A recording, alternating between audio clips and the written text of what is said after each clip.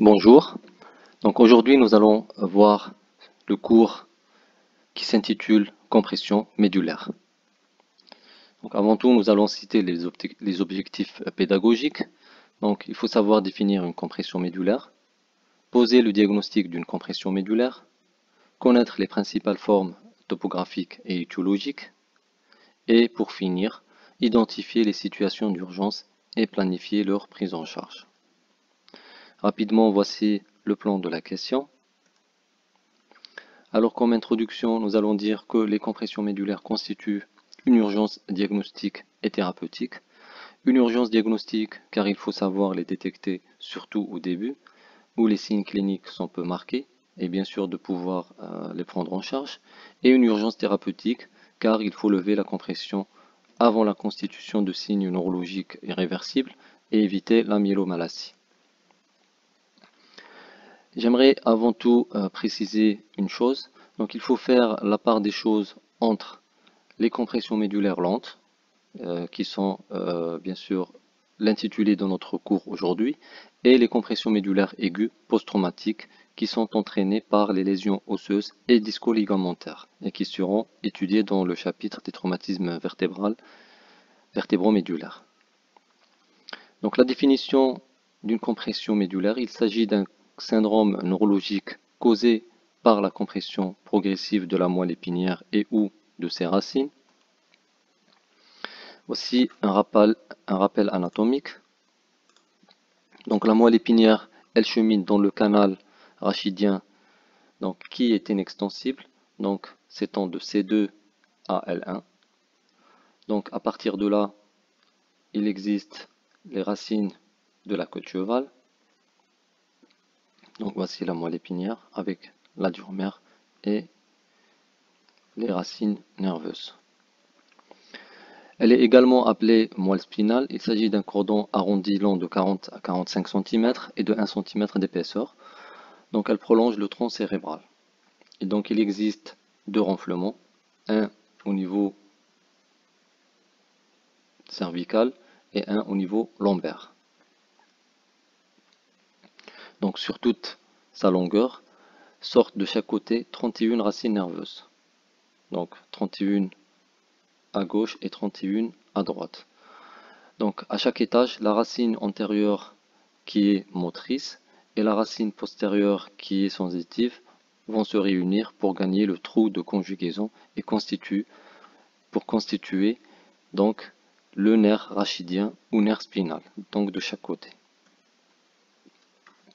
Donc la racine antérieure motrice, la racine postérieure sensitive qui vont se réunir au niveau du trou de conjugaison pour former le nerf rachidien ou nerf spinal.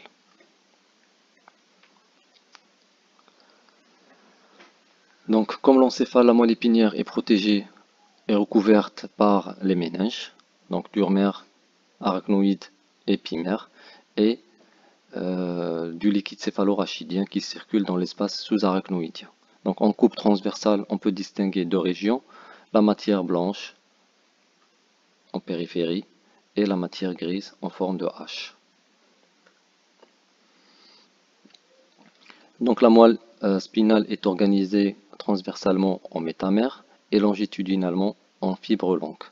Donc elle comprend les fibres sensitives et les fibres motrices. Les fibres sensitives se répartissent en voie spinothalamique et en voie lemniscale et les fibres motrices par le faisceau pyramidal moteur. Donc voici différents dermatomes qui représentent la sensibilité, donc avec les différents niveaux. Et bien sûr, l'évaluation motrice.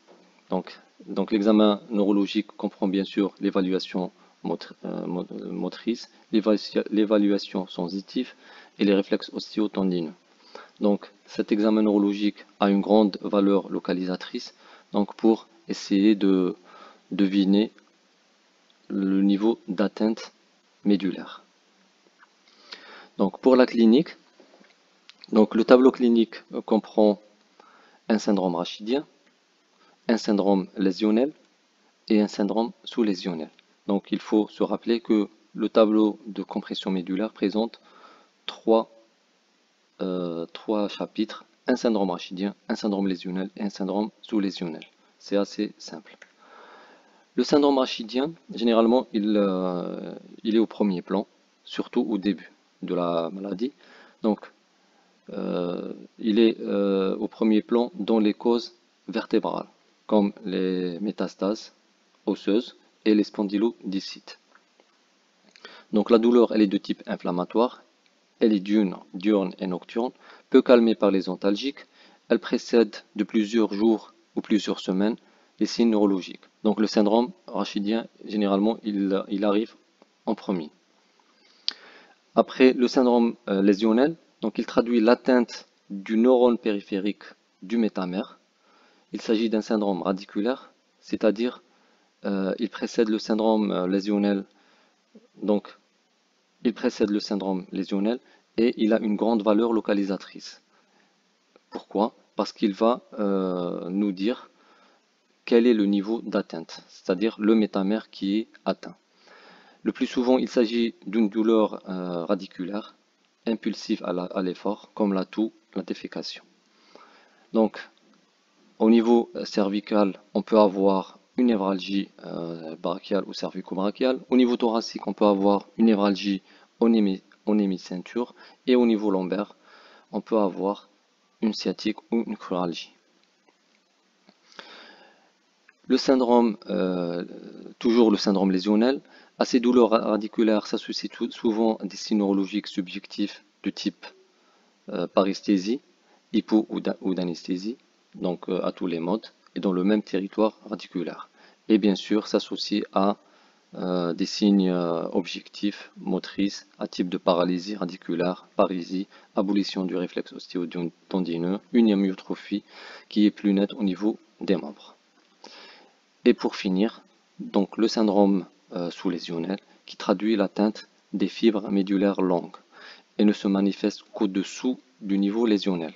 Donc il n'existe pas de signe neurologique du syndrome au-dessus de la lésion. Donc l'atteinte de la fonction motrice se manifeste au début par des troubles de la marche à type de claudication neurogène, indolore, obligeant le patient à l'arrêt après un certain périmètre de marche, qui devient de plus en plus court. À cette claudication fait suite à une paraparésie, puis à la fin d'une paraplégie spasmodique.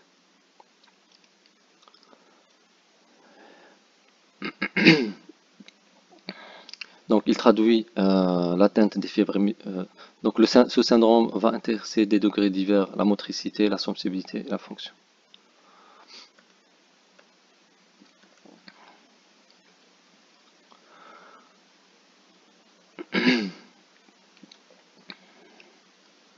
L'atteinte sensitive peut intéresser tous les modes. Donc l'atteinte cordonale postérieure se manifeste par des douleurs constrictives, des paresthésies et une impression de marcher sur le coton. L'atteinte de la sensibilité profonde donne une instabilité avec tendance à la chute dans les noirs ou quand les yeux sont fermés. Et l'atteinte de la sensibilité proprioceptive et thermique donne une hypo ou une anesthésie au-dessous de la lésion.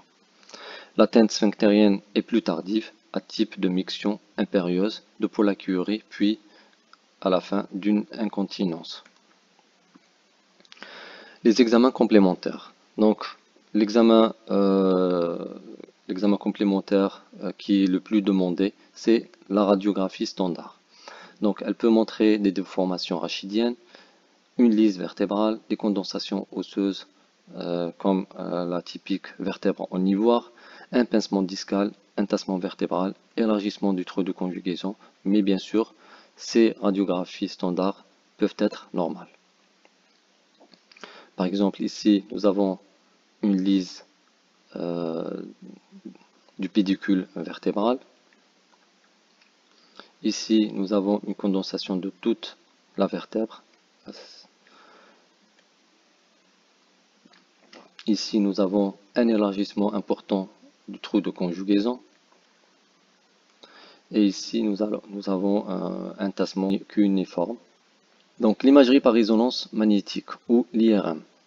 Donc, c'est l'examen de choix et l'examen de première intention. Donc, quand on a des signes neurologiques, donc il faut demander une IRM médulaire. Donc on ne demande pas une radiographie standard chez un patient qui présente des signes neurologiques de type de paraplégie ou de paraparésie, ça ne sert à rien. Donc nous demandons directement une IRM médulaire.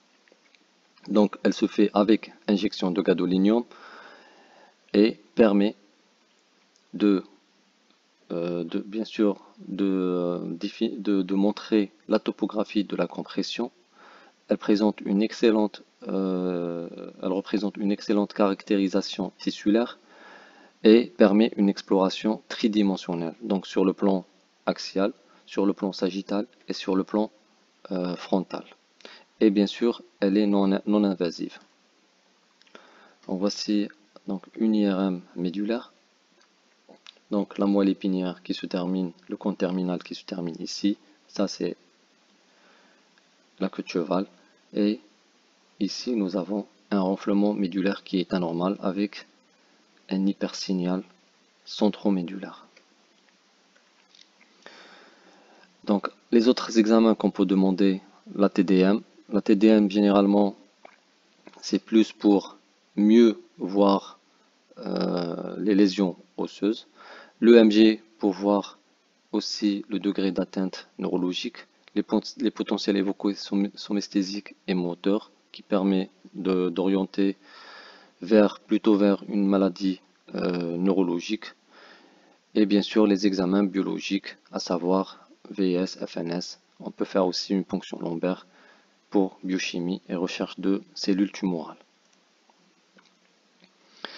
Donc nous allons voir les formes cliniques. Donc la compression médulaire chez l'enfant, ici la sémiologie diffère peu de celle de l'adulte. Il est classique d'observer très précocement une déformation rachidienne. L'existence d'une boiterie ou de troubles sphinctériens doivent évoquer le diagnostic. Les compressions médulaires selon le niveau. Donc la compression médulaire cervicale haute, donc entre C1 et C4. Donc ici le syndrome sous-lésionnel est constitué d'une tétraplégie spastique. Le syndrome lésionnel d'une paralysie diaphragmatique, une paralysie du sternocléido-mastoïdien, du trapèze, ou par un hoquet signant la souffrance phrénique. Au niveau C5D1, donc nous allons avoir une paraplégie qui est spastique aussi, d'une névralgie cervico-brachiale. Lors d'une compression entre C8 et D1, il est habituel d'observer un signe de Claude Bernard Horner homolatéral. Donc le syndrome de Claude Bernard Horner qui va associer un myosis, un ptosis, une anhydrose de la face et du cou et une hénophthalmie.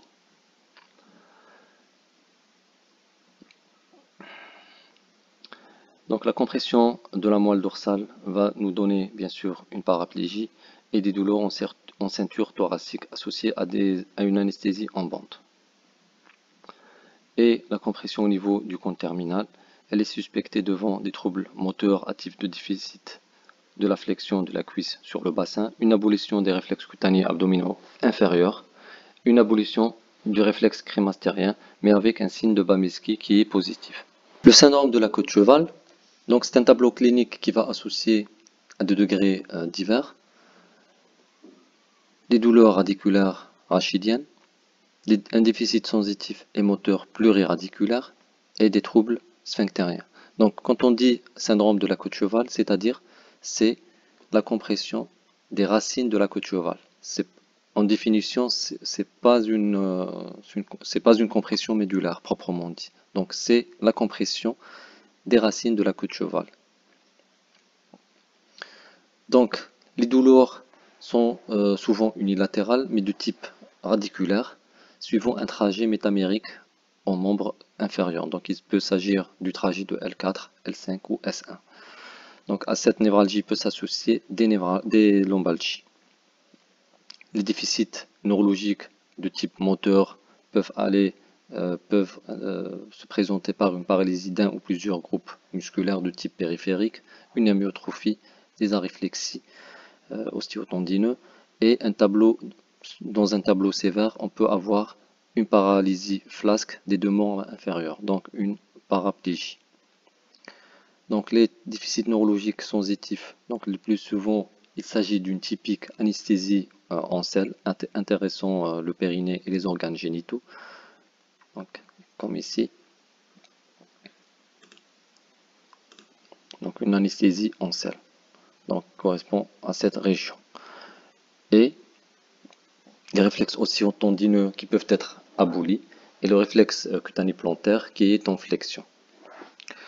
Et bien sûr les troubles sphinctériens de type urinaire comme les incontinences, rétention, perte de la sensation d'uriner et de type génitaux comme l'impuissance. Donc pour les formes cliniques selon l'évolution, on peut avoir une forme d'installation brutale après dominance des phénomènes vasculaires, donc une forme progressive qui est la forme la plus rencontrée, et bien sûr les formes intermittentes, donc par poussée rémission, et qui peuvent simuler une CEP. Pour les étiologies, donc nous allons classer les étiologies selon la topographie, donc c'est-à-dire les causes extradurales, les causes intradurales extramédulaires et les causes intramédulaires. Donc nous allons commencer par les causes extradurales. Donc il s'agit le plus souvent de métastases vertébrales tumorales avec épidurite. On peut avoir aussi les hémopathies comme les lymphomes et les myélomes, les tumeurs osseuses primitives bénignes ou malignes, les causes infectieuses comme maltopote, spondylodiscite apiogène et les myélopathies cervicarthrosiques et les hernies discales.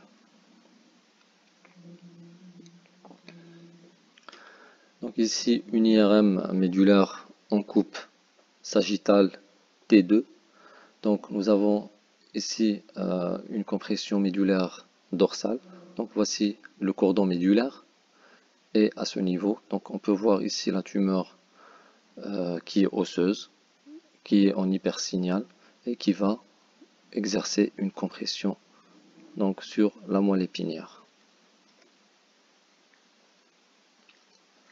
Donc ici au niveau cervical, nous sommes au niveau donc C5, C6. Donc il s'agit d'une spondylodiscite. Donc cette spondylodiscite infectieuse qui va causer une compression médulaire cervicale. Voici une autre cause d'une compression médulaire dorsale. Donc ici c'est une IRM en coupe sagittale, ici en T2, ici en T1, ici en T2. Donc voici la lésion tumorale et voici le cordon médulaire qui est comprimé au niveau dorsal. Donc ici toujours une cause extradurale. Donc ici une IRM en coupe sagittale T2, ici en coupe axiale. Donc on peut voir ici une hernie discale qui va comprimer la moelle épinière au niveau cervical. Pour les causes intradurales extramédulaires, donc il existe peu de tumeurs à ce niveau-là. Donc on peut avoir les neurinomes ou schwannomes, les méningiomes et les lipomes. Donc ici, nous avons constaté qu'il existe une large tumeur qui prend presque tout le rachis cervical, donc de C3 à D1, et qui va exercer une compression médulaire cervicale. Donc ici, on IRM coupe sagittale T2 et T1, donc une lésion intradurale extramédulaire, donc qui va exercer une compression sur la moelle. Donc ici, c'est un méningiome. Dans le cas précédent, ici, c'est un neurinome. Ici, c'est un méningiome. Les causes donc intramédulaires, donc le plus souvent, il s'agit de causes tumorales comme les astrocytomes et les épendymomes. On peut avoir aussi les kystes épidermoïdes, les lipomes et aussi les causes infectieuses ou inflammatoire. Donc, une lésion qui est intradurale, centromédulaire, qui va présenter un renflement médulaire et donc causer une compression médulaire. Donc, une autre lésion au niveau cervical cette fois, avec l'aspect kystique. Donc ici, probablement, c'est un astrocytome. Voici un schéma récapitulatif pour les causes, pour les étiologies des compressions médulaires. Donc ici, c'est les causes extradurales, extramédulaires. Donc ici, intradurales mais extramédulaires. Et ici, donc les lésions intramédulaires. Donc pour les diagnostics différentiels, il s'agit essentiellement de pathologies médicales comme la sclérose en plaques, la SLA, la syringomyélie, la myélite virale et la polyradiculonévrite. Pour le traitement, donc les compressions médulaires constituent toujours une urgence diagnostique et thérapeutique. Donc le but ici est de décomprimer la moelle épinière et les racines, de faire une étude anatomopathologique, donc pour après orienter notre traitement, et un traitement étiologique, c'est-à-dire traiter la cause. Si c'est une tumeur, il faut la traiter. Si c'est une infection, il faut aussi la traiter, donc donner des antibiotiques, etc. Et bien sûr, sans oublier, c'est la stabilité rachidienne. Donc après une chirurgie du rachis, de la colonne vertébrale, il faut toujours s'assurer que le rachis est stable. Donc si on a un doute ou si on sait que c'est pas stable, donc il faudra stabiliser le rachis. Et par là, donc je veux dire qu'il faut mettre une ostéosynthèse avec vis et plaques. Donc pour les moyens, donc nous avons les moyens médicaux, c'est tout ce qui est traitement médical, la kinésithérapie et prévention des complications des décubitus. Donc il faut savoir que c'est des malades généralement qui sont grabataires, qui présentent des déficits moteurs et donc qui sont alités. La chirurgie, donc généralement on peut faire un abord postérieur ou un abord antérieur, parfois les deux. Donc pour essayer de faire une tumorectomie et ostéosynthèse si instabilité rachidienne. Et bien sûr, le traitement complémentaire, donc tout dépend de l'examen anatomopathologique. Donc s'il faut compléter par une radiothérapie ou chimiothérapie par la suite.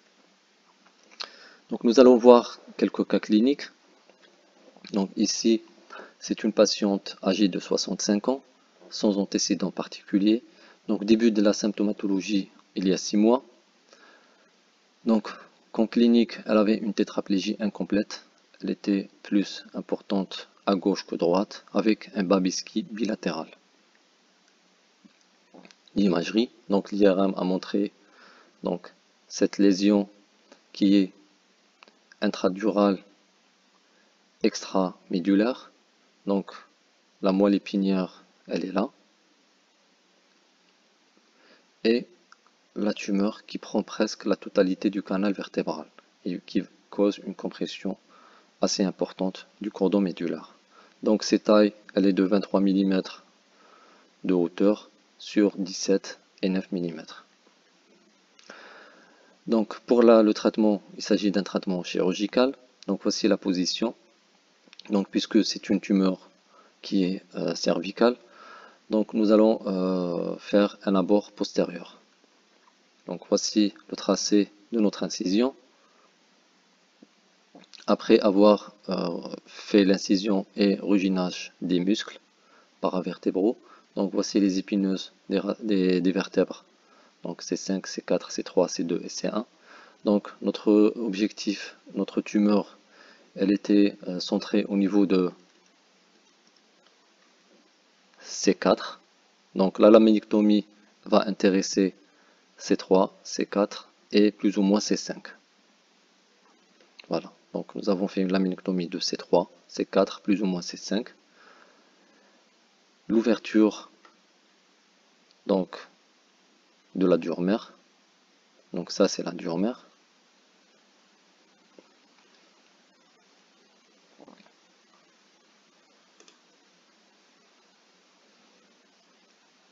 Donc l'issue de liquide céphalorachidien. Ça, c'est le ligament dentelé. Donc c'est un ligament qui a pour rôle de tenir la moelle épinière. Donc nous allons le sectionner. Donc voici la racine de C5 et de C4. Donc les racines postérieures, c'est-à-dire sensitives. Donc après, voici notre lésion tumorale. Il s'agit ici d'un méningiome. Donc c'est une tumeur intramédulaire, intradurale, extramédulaire. Donc la technique chirurgicale est de faire un morcellement, c'est-à-dire l'exérèse de la tumeur par morceaux. Ici, l'objectif est de ne pas trop manipuler la moelle épinière, parce que toute manipulation excessive de la moelle épinière va se traduire en post-opératoire d'un déficit moteur et d'une complication donc surajoutée. Donc l'exérèse se fait doucement mais sûrement, tout en préservant notre moelle épinière. Et les racines bien sûr.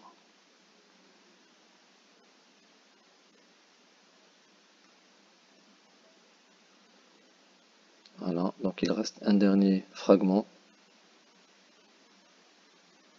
qu'on va extraire.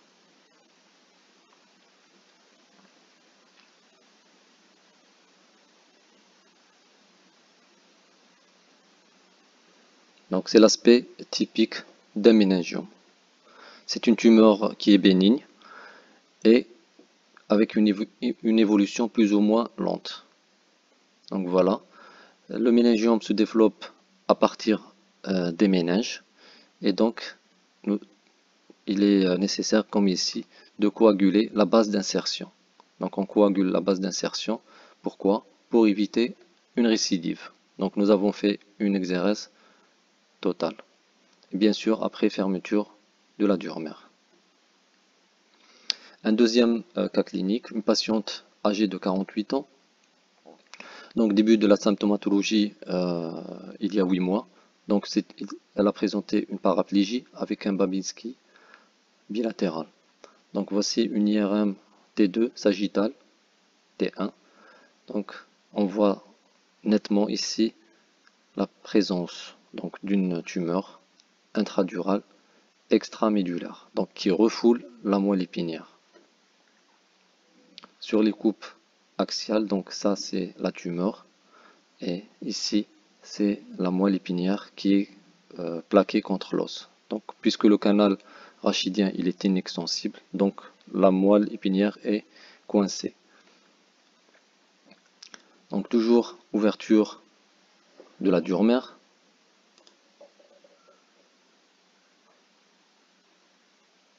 Donc on peut voir ici l'issue de liquide céphalorachidien.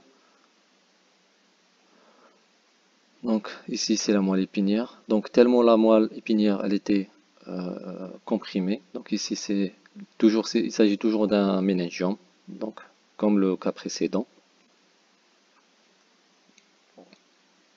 Donc ici par contre nous sommes au niveau dorsal avec la racine donc thoracique ou dorsale T1 et T2. Donc ici on peut voir qu'il y a la moelle épinière est devenue transparente tellement elle a été comprimée. Donc voici toujours la tumeur. Donc on va passer cette vidéo puisque c'est le même type de tumeur. Donc un troisième cas clinique. Donc une patiente donc âgée de 42 ans qui présente une tétraparésie avec un syndrome pyramidal bien sûr bilatéral. Donc ici c'est une hernie discale. Donc nous allons vous faire un abord antérieur. Donc c'est une hernie discale à C5, C6. Voici le corps vertébral de C5 et le corps vertébral de C6. Donc nous allons commencer par faire la dissectomie. Donc on enlève tout le disque intersomatique. donc qu'on incise avec un bistouri, puis avec un pince à disque.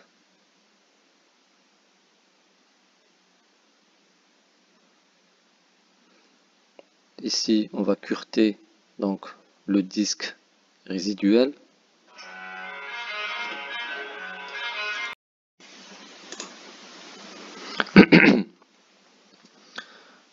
Donc voici un autre cas clinique. Il s'agit d'un patient âgé de la quarantaine qui a présenté une névralgie cervico-brachiale gauche avec une tétraparésie et une tétraparésie plus marquée à gauche. L'IRM médulaire donc, a montré une compression médulaire avec une lésion tumorale intradurale extramédulaire. Donc ça c'est la lésion, tumorale et ça c'est la moelle épinière. Donc nous sommes au niveau cervical.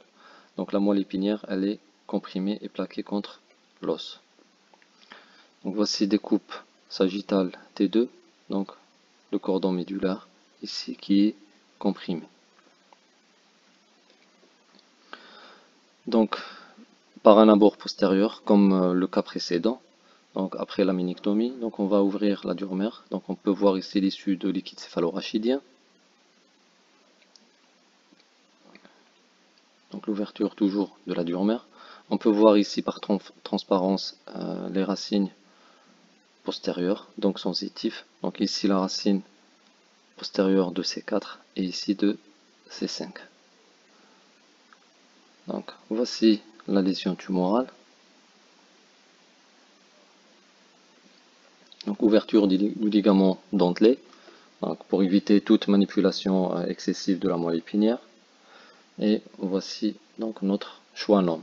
Donc ici c'est un urinome ou schwannome. Donc on va commencer toujours par donc, une coagulation bipolaire. Elle permet de dévasculariser la tumeur.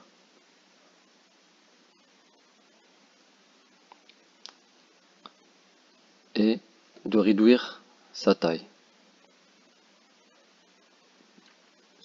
Comme ici c'est une tumeur qui est kystique, donc la ponction du kyste va nous permettre de réduire considérablement la taille de la tumeur et donc de travailler plus à l'aise. Donc toujours coagulation, dévascularisation, réduction de la taille tumorale. Donc ici c'est pas un méningiome, donc la lésion peut être enlevée en bloc.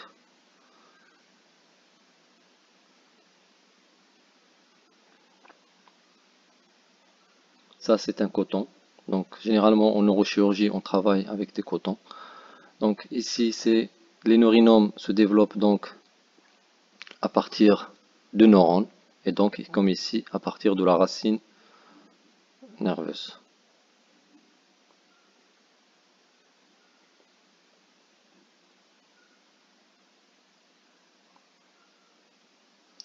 Donc on essaie de ne pas trop manipuler donc la moelle épinière et surtout de ne pas endommager la racine porteuse de cette tumeur. Donc avec un micro-ciseau, coagulation, on essaie de extraire la tumeur. Voilà.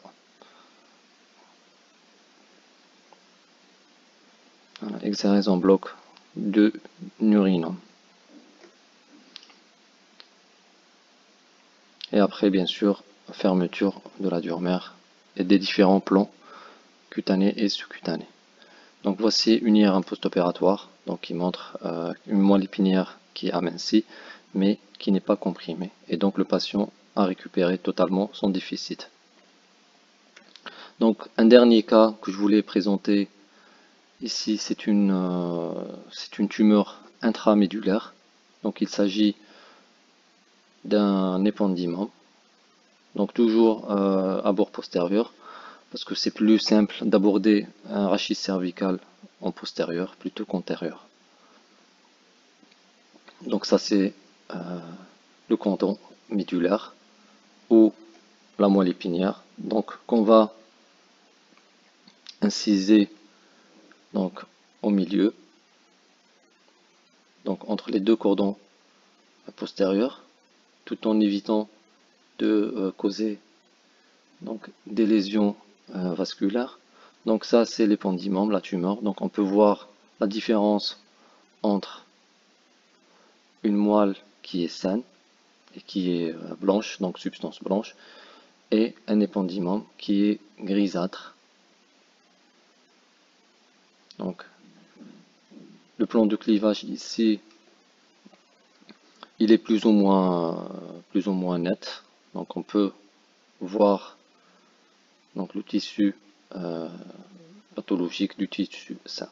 Donc on va essayer de faire l'exérèse la plus complète que possible. Bien sûr, ne pas s'acharner de faire une exérèse totale. Donc ici on est au niveau cervical et donc si on s'acharne à tout enlever, donc on peut laisser le malade avec une tétraplégie qui devient irréversible. Donc toujours essayer de préserver le maximum de vaisseaux et essayer de faire l'exérèse. Voilà.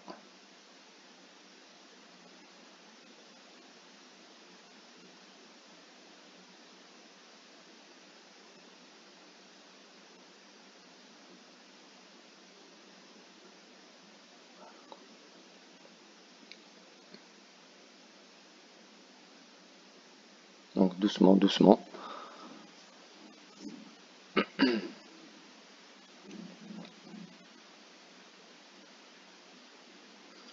Le dernier fragment de la tumeur.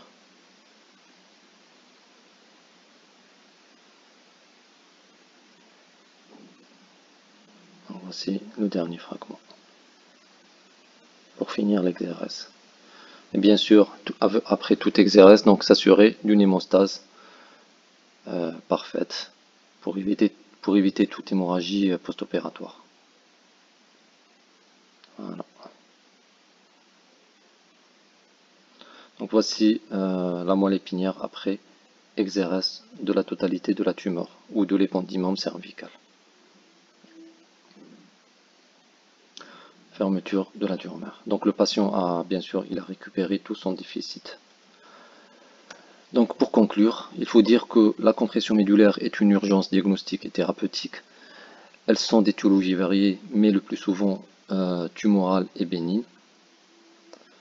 Elles doivent être reconnues le plus précocement possible afin de permettre un traitement efficace. L'imagerie par résonance magnétique est actuellement l'examen de première intention. Le traitement est presque toujours chirurgical. Les étiologies, il existe les étiologies extradurales, intradurales, extramédulaires et intramédulaires. Les diagnostics différentiels se posent surtout avec les pathologies neurologiques médicales. Le pronostic est fonction de la précocité du diagnostic, de la rapidité de la décompression médulaire. Et le traitement est presque toujours chirurgical. Je vous remercie et à la prochaine fois.